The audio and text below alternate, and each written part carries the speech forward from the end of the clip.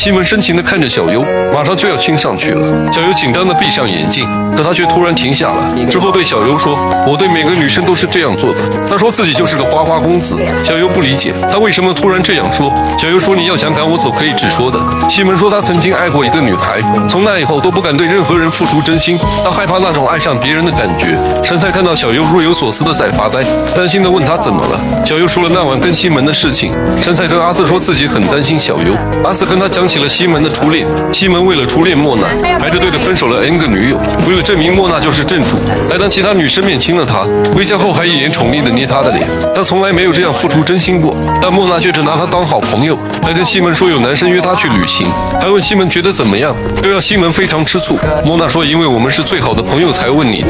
受伤的西门从此变成了花心大公子。莫娜来酒吧找他，他生气地说不想跟他做好朋友了，还一不小心推倒了莫娜。